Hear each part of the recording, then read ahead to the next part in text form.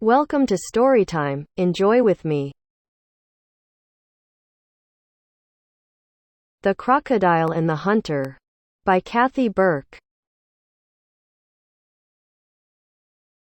A hunter went out into the countryside, far from his village, looking for food. After many hours he was sitting by his fire, eating the meat of the animal he had killed, when he noticed two eyes watching him from the bushes. The hunter picked up his knife, stood, and asked, "Who are you?" A wild cat then appeared. "I am Boaji," the cat said. "I can see that your skill has brought you a good day's kill.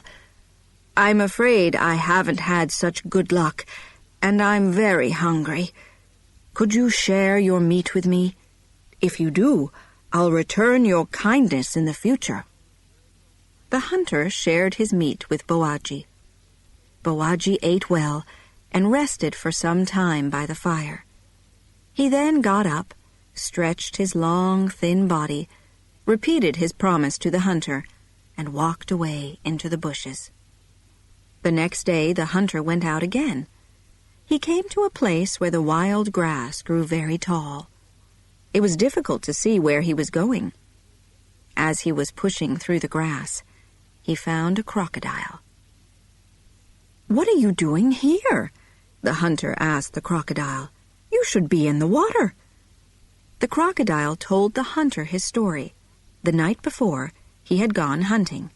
He had traveled too far from the river, and now he couldn't find his way back. He begged the hunter to help him. "Please show me the way back to the river. If you do this, I'll bring you 5 loads of fish." The hunter was happy to help. He tied a rope around the crocodile's foot and led him to the Niger River.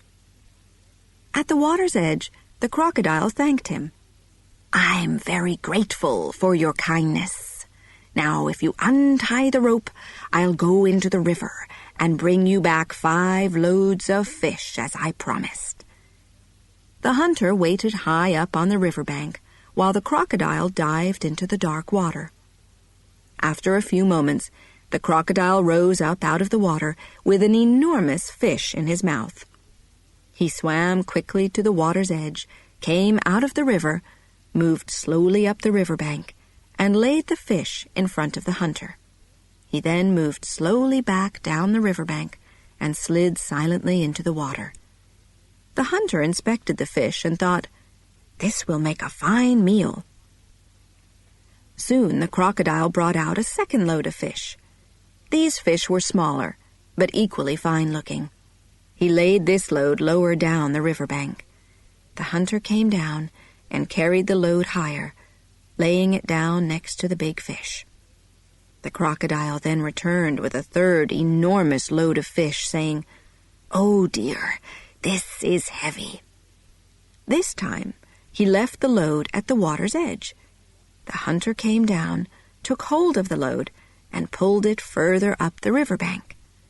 The crocodile appeared again with a fourth load, saying, "I'm beginning to feel quite tired, but aren't these beauties?" He then laid the load in the shallow water near the riverbank. The hunter came down, picked the fish up out of the water, and carried them high up the riverbank to where the first 3 loads were. Finally, after some time, the crocodile returned with the 5th load of fish, which he laid at the edge of the deep water. He called to the hunter, "I'm afraid I have no more energy. I just can't bring these any further. I hope you don't mind." The hunter came down from the riverbank, walked through the shallow water, and came to the edge of the deep water. He was bending down to pick up the fish when the crocodile suddenly jumped out of the river, closed his enormous jaws around the hunter's foot, and dragged him under the water. The crocodile raced through the water to his brother crocodiles, who were lying on a small island in the middle of the river.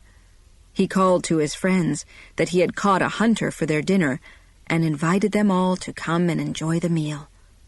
Crocodiles suddenly appeared from every side and crowded round the hunter, moving their heads and tails from side to side and making hungry noises. "Wait!" shouted the hunter. "I helped your friend. He lost his way and I helped him. And now he's going to eat me. I ask you, is this fair?" The crocodiles replied, "Let's see if it's fair. You must get 4 opinions on this question, and then we'll decide." Just then, an asubi, a colored mat, floated down the river. It was old and torn. The hunter shouted to the asubi, "Asubi, please help me." "What's wrong?" the mat shouted back. The hunter told the asubi what had happened, and then asked, "Do you think this is fair?" The mat replied, "You are a man. I know what men are like. When a mat is new and can be used for many things, they respect it and care for it. They keep it clean and put it away carefully when they have finished using it. But when a mat is old, they forget that it used to be their friend. They throw it away. They throw it into the river. You ask me if life is fair. Life is not fair.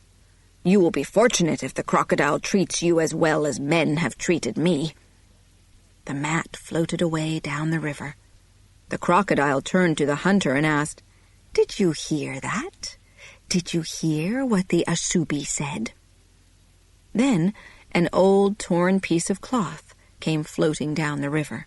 The hunter cried, "Cloth, please help me." "What's wrong?" the piece of cloth shouted back. The hunter told the piece of cloth what had happened, and then asked, "Do you think this is fair?" The piece of cloth replied, "You are a man. I know what men are like. While a cloth is young, bright, and colorful, they wrap it around their bodies. They believe that the beauty they see in the mirror is their own and not the cloth's. They say, 'Look at me. See how beautiful I am.' But it is the cloth that is beautiful, not them. And the people know this, although they will not admit it, because they fold the cloth up carefully to keep it beautiful when they are not using it. But as soon as the cloth is old, they forget how it used to make them beautiful. They throw it in the river. You ask me if life is fair. Life is not fair. You will be fortunate if the crocodile treats you as well as men have treated me." The piece of cloth then floated away down the river. The crocodile asked, "Did you hear? Did you hear what the cloth said? What do you think now?" A horse came down to the riverbank to drink. The horse was old and thin. Her owners had forced her to leave their farm because she was too old to work.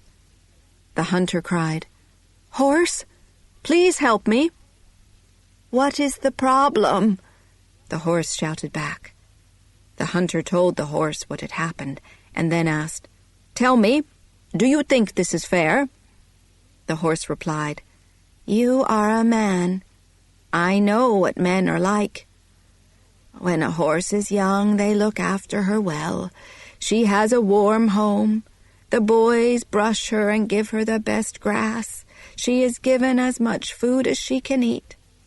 But when the horse is old and cannot work or have babies, when she is weak and sick, they take her out into the countryside and say, 'Look after yourself now.'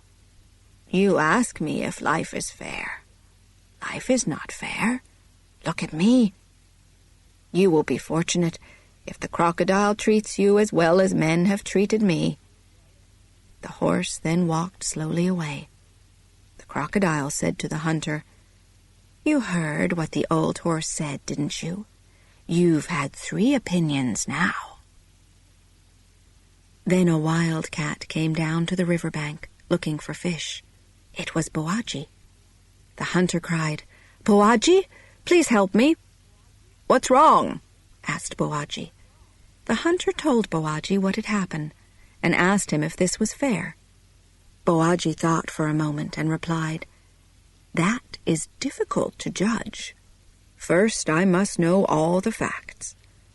I want to hear the crocodile side of the story too, but if I do this, The crocodile must accept my final decision." "Of course," the crocodile replied. Bawaji asked the crocodile, "How did the hunter bring you here?" "He tied a rope around my foot and dragged me here," answered the crocodile. Bawaji asked, "Did it hurt?" The hunter interrupted, "That's not true. He's lying. I didn't drag him." Bawaji stopped the hunter. "I cannot judge that until I have seen it. Come here and show me exactly what you did." So the crocodile and the hunter came out of the river and onto the shore. Bawaji told the hunter to tie the rope around the crocodile's foot, exactly as he had done before. The hunter did this. Bawaji then asked the crocodile, "Is this what it was like?"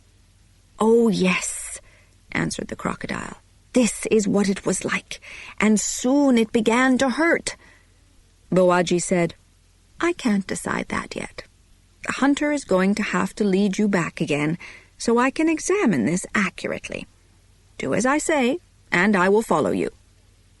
The hunter picked up the rope and led the crocodile back into the tall grass, while Bawaji followed.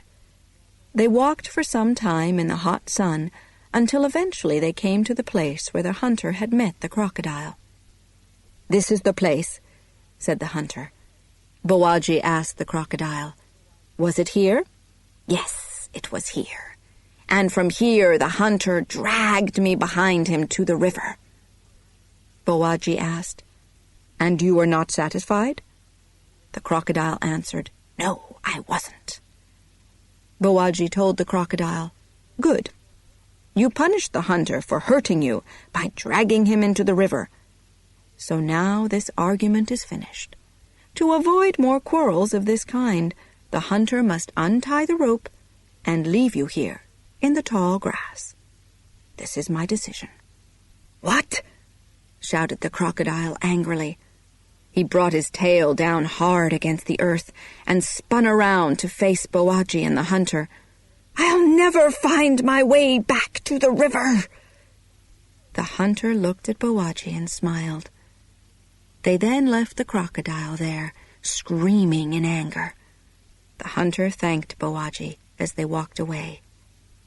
The time comes when everyone is treated as he has treated others. The end.